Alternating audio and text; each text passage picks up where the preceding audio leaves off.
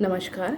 पिछली क्लास में हमने फूड प्रिजर्वेशन के बारे में पढ़ा था, उसकी डेफिनेशंस के बारे में, उसके प्रिंसिपल्स के बारे में और भोजन खराब होने के क्या कारक होते हैं, उसमें कौन कौन से बैक्टीरिया ग्रो करते हैं। आज हम खाद्य परिरक्षण की आवश्यकता पढ़ेंगे कि फूड प्रिजर्वेशन की क्या आवश्यकता होती है, हमें क्यों ज़रूरत है कि हम फूड प्रिजर्वेशन करें। भारत एक विकासशील देश है, इसमें फूड प्रिजर्वेशन की बहुत इम्पॉर्टेंस है। जैसे जैसे जनसंख्या में वृद्धि होती है वैसे वैसे भोज्य पदार्थों की आवश्यकता भी बढ़ जाती है, तो हमें फूड प्रिजर्वेशन की आवश्यकता भी अधिक हो जाती है। जहाँ सूखाग्रस्त एरिया होता है और बारिश कम होती है या जहाँ पर जो भोजन नहीं मिलता, वहाँ उन भोजन को लंबे समय तक सुरक्षित रखने के लिए हम फूड प्रिजर्वेशन करते हैं। फूड प्रिजर्वेशन के निम्नलिखित कई कारण होते हैं जिनका कि हम यूज़ करते हैं। फर्स्ट आता है वर्ष भर सभी भोज्य पदार्थ उपलब्ध कराना। हमने देखा है कि सारी सब्जियां पूरे साल भर नहीं मिलती हैं, लेकिन उन सब्जियों की हमें आवश्यकता रहती है, तो हम क्या करते हैं, उन सब्जियों को लंबे समय तक स्टोर करके रखते हैं। उनमें हम कई विधियों का सहारा लेते हैं जिनका कि हम डिटेल में आगे पढ़ेंगे। जैसे आम है, कटहल है, हरी पत्तेदार सब्जियाँ, आलू है, प्याज है, तिलहन है, साल में एक बार मिलती है, लेकिन इनको वर्ष पर्यंत उपलब्ध कराने के लिए हम इनका क्या करते हैं, प्रिजर्वेशन करते हैं, इनको लंबे समय तक संरक्षित रखते हैं। सेकंड आता है पोषक मूल्यों में बढ़ोतरी। परिरक्षण द्वारा कई भोज्य पदार्थों के पोषक मूल्यों में वृद्धि की जाती है। जैसे हरी पत्तेदार सब्जियों को मौसम के समय में सुखाकर परिरक्षित कर बेमौसम भी इन्हें आटे के साथ गूंथकर पुड़ियाँ बनाई जा सकती हैं। इनके पोषक तत्वों में वृद्धि की जा सकती है। इसमें दूसरा इंग्रेडिएंट्स में मिलाया जाता है, खाद्य सामग्री मिलाई जाती है। जैसे फॉर एग्जांपल हम लेते हैं, पालक की पूड़ी मिला रहे हैं, उसमें हमने आटा लगाते समय हमने तिल भी डाल दिया, तो उसकी न्यूट्रिटिव वैल्यू, हमने पोषक तत्व की गुणवत्ता बढ़ा दी है, पोषक तत्व का पौष्टिक मूल्य हमने क्या करा है, उसका इंक्रीज कर दिया है।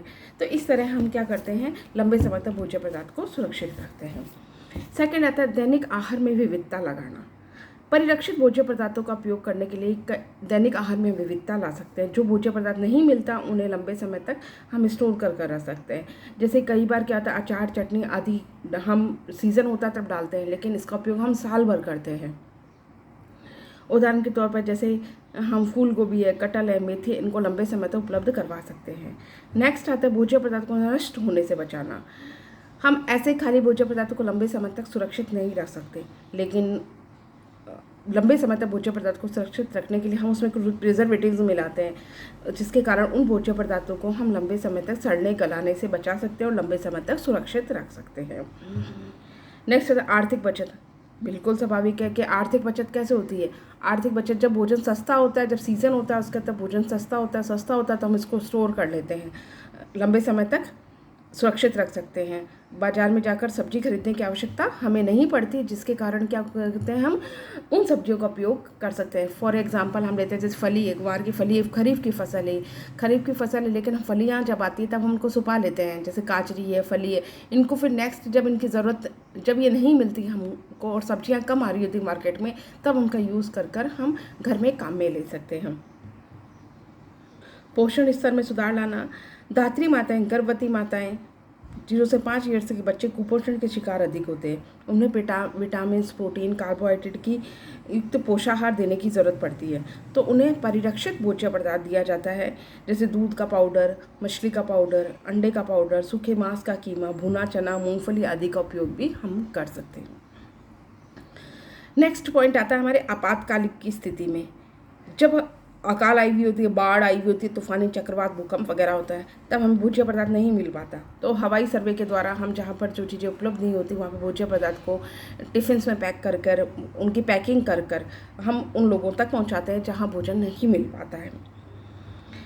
नेक्स्ट आता है यात्रा प्रवास के समय। जब ड्यूरिंग ट्रैवलिंग हम करते हैं तो हम लंबे समय तक, जैसे कुछ लोग होते हैं पर्वतारोही होते हैं, लंबी यात्रा करते हैं, उपवास रखते हैं, उन लोगों के समय वो भोजन नहीं मिल पाता जो उन्हें चाहिए होता है, तो जो स्टोर्ड भोज्य पदार्थ होते हैं उनका हम यूज़ करके लंबे समय तक इनको सुरक्षित रख सकते हैं।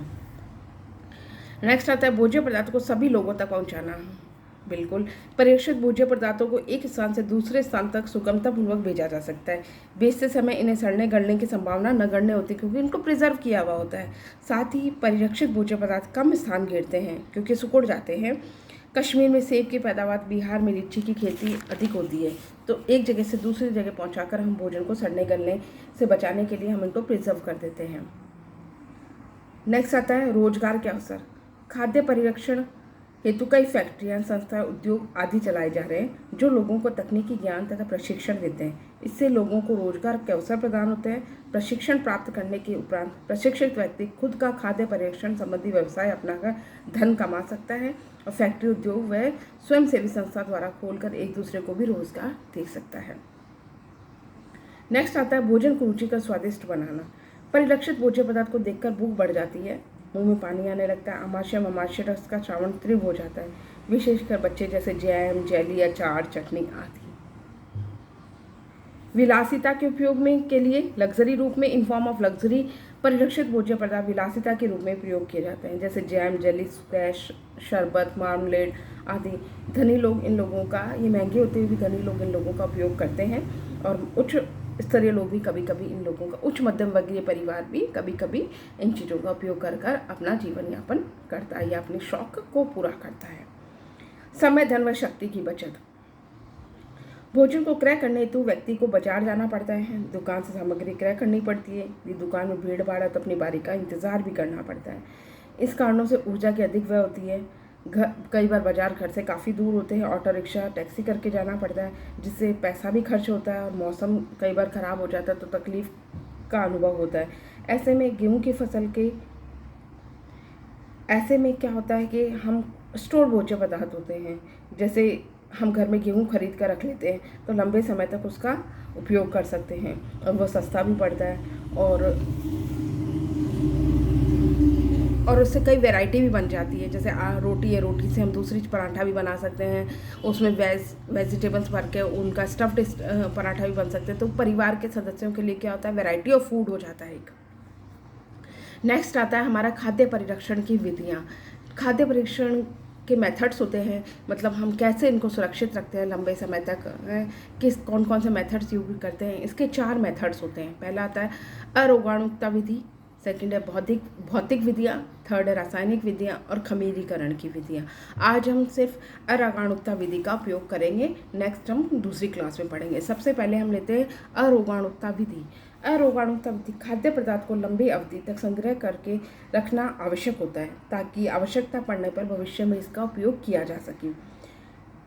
सभी लोगों ने, अलग अलग राइटर्स आए, लेखक आए, जिन्होंने अलग अलग प्रिजर्वेशन के मेथड बताए हैं, लेकिन हम मुख्य रूप से 4 प्रिजर्वेटिव के मेथड्स यूज़ करते हैं। तो उसमें से फर्स्ट है अरोगाणुकता विधि। अरोगाणुकता विधि मेथड एस्पेसिस भोज्य पदार्थों के खराब होने एवं सड़ने का मुख्य कारण इसमें उपस्थित माइक्रो ऑर्गेनिज्म होता है, क्योंकि वो भोज्य पदार्थ में प्रवेश कर जाते हैं और भोज्य पदार्थ को जहरीला व विषैला बना देते हैं, जिसके कारण भोजन कुछ ही दिनों में सड़ गल कर व्यर्थ हो जाता है। अरोगाणुकता की विधि के द्वारा भोज्य पदार्थों में सूक्ष्म जीवों के प्रवेश को रोका जाता है। यदि भोजन में सूक्ष्म जीव प्रवेश भी कर गए तो उसकी क्रियाशीलता को नष्ट कर दिया जाता है। प्रकृति की इस विधि द्वारा अनेकों भोज्य पदार्थों का संरक्षण किया जाता है, जैसे हम लेते हैं केला, नारियल, नारंगी, नींबू, अखरोट, मूंगफली, लीची, पिस्ता, चना, सेब आदि। इनका बाहरी छिलके में जनरली क्या होता है कि माइक्रो ऑर्गेनिज्म एंटर कर जाते हैं, जिसके कारण इनके खराब होने की संभावना बढ़ जाती है। तो इनको प्रवेश करने से रोकने के लिए हम इस विधि का प्रयोग करते हैं। हमारे देश में कोल्ड स्टोरेज के अभाव तथा संग्रह करने की समुचित विधियों का ज्ञान न होने के कारण प्रतिवर्ष करीबन 25 से 30% खाद्यान्न जो होता है वो चूहों, कीट, माइक्रो ऑर्गेनिज्म के कारण खराब हो जाता है। इनको लंबे समय तक बचाने के लिए हम इनका प्रिजर्वेशन करते हैं। जैसे सेब, केला, आम, लीची, अमरूद आदि फलों को एक स्थान से दूसरे स्थान तक बिक्री हेतु ले जाना पड़ता है। एक स्थान से दूसरे स्थान पर ले जाने में 1-2 सप्ताह लग जाते हैं। इन्हें ठीक प्रकार से संग्रहित करके अगर नहीं भेजा जाता तो इनमें माइक्रोऑर्गेनिज्म या इनका बाहरी आवरण जो होता है वह खराब हो जाता है, गल जाता है, जिसके कारण इन्हें लंबे समय तक स्टोर नहीं किया जा सकता। इसलिए इन्हें लंबे समय तक स्टोर करने के लिए इनके ऊपर रासायनिक पदार्थ का लेपन किया जाता है, मतलब ऊपर रासायनिक पदार्थ लगा दिया जाता है, जिसके कारण माइक्रो ऑर्गेनिज्म क्या है इसके अंदर एंटर ना करें। इसी प्रकार हम पकी हुई सब्जियां, अन्य सब्जियों से दूध, दही, चावल, रोटी आदि को भी ढक कर रखा जाता है और इनमें सूक्ष्म कीड़ों माइक्रो ऑर्गेनिज्म को रोका जाता है। जैसे हल्दी, मिर्च, मसाले, पापड़, आटा, दलिया आदि को टीनों या पॉलीथीन के बैग में बंद कर रखा जाता है, जिससे लार्वा, कीट वगैरह इसमें एंटर ना कर सके और इन्हें लंबे समय तक सुरक्षित रखा जा सके। एरोगोनिक विधियाँ वायु का विलोपन द्वारा भी भोजन को परिरक्षित कराया जाता है। एनोरेबिक विधि द्वारा भी हम क्या करते हैं, भोजन को लंबे समय तक सुरक्षित रख सकते हैं। वायु का पहला लेते हैं इसमें वायु का विलोपन। सूक्ष्म जीवों की वृद्धि, विकास, गतिशीलता एवं सक्रियता के लिए हवा की आवश्यकता होती है। हवा के बिना सूक्ष्म जीवी या तो मर जाते हैं या निष्क्रिय हो जाते हैं। वायु के पूर्ण विलोपन विधि द्वारा भोज्य पदार्थ को संग्रहित किया जाता है, जैसे जैम, जेली, शरबत, मार्मलेड आदि। पैक करने से पूर्व उनमें से वायु का पूर्णतः विलोपन कर दिया जाता है, यानी वायु को हटा दिया जाता है और डिब्बाबंदी कर दी जाती है या इनके ऊपर मोम की परत चढ़ा दी जाती है, जिससे इन्हें सीलबंद कर दिया जाता है और इन्हें लंबे समय तक सुरक्षित रखा जा सकता है, जिसके कारण इनमें सूक्ष्म जीव या माइक्रो ऑर्गेनिज्म जो होते हैं वो भोज्य पदार्थ के अंदर प्रवेश नहीं कर पाते। ये तो हुआ हमारा फर्स्ट मेथड, यानी अरोगाणुकता की विधि। तो आज हमने सबसे पहले खाद्य परीक्षण की आवश्यकता क्या होती है और खाद्य परीक्षण के कितने विधियाँ कौन कौन सी होती है। इसकी 4 विधियाँ होती है, अरोगाणुकता विधि, भौतिक विधि, रासायनिक विधि, खमीरीकरण की विधि। तो आज हमने सिर्फ एक विधि पढ़ी है, अरोगाणुकता विधि, जिसमें हमने वायु का विलोपन या एनारोबिक कंडीशन पढ़ी है। नेक्स्ट हम भौतिक विधि कल की क्लास में पढ़ेंगे। धन्यवाद।